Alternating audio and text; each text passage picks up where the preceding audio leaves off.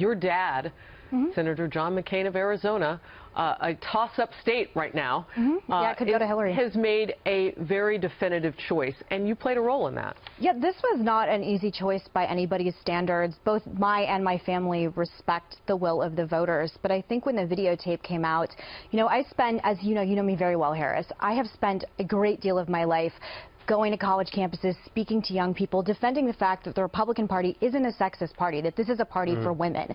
So when something like this comes out and the men don't defend the conservative women, it becomes a larger issue.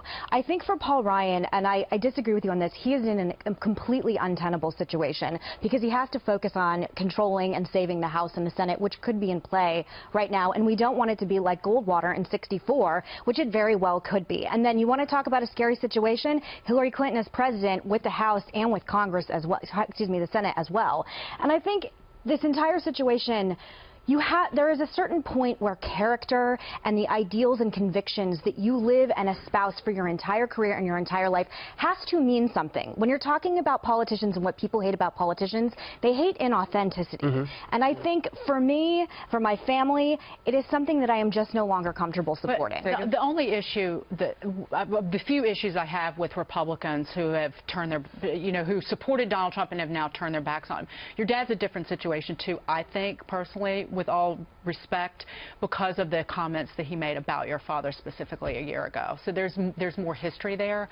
But these Republicans knew what this man was about. We knew that what this man was about and how he talked about women when he declared his candidacy for the presidency last year, which I sat on this very network and talked about. Over and over again, he's called women names. He's made fun of their appearance. He's gone after people on Twitter, and now all of a sudden they sign on and support Donald Trump, and then these Republicans get religion. They're worried. I understand they're worried about their own elections, but they need to keep their heads down and worry about keeping the House, quite frankly, because this is going to be a horror show. Meghan, I want to ask you about change. I want to ask you about this because I saw you tweeting about your dad having a debate last night. And one of the things that came up in that debate, as I understood, was that he's willing to do a write-in for the presidential choice. You know, I actually take umbrage at the idea that my father is alone in this. 4 in 10 Republicans would like a different nominee if that was the choice we had an option for. I've never experienced anything like this in my entire life, where I have a nominee who I basically think has a lot more liberal ideas and was a Democrat for his entire career, going up to the point that he decided to run for president. I have lived through campaign phenomenons before. I lived through the Sarah Palin phenomenon. And let me tell you, elections begin and they end. And there will be ramifications that I will be dealing with by the time I am my father's age because of this election. And right now, it was a choice not only because of politics, because of character. And I slept very well at night on Saturday night. And maybe because there's more to come.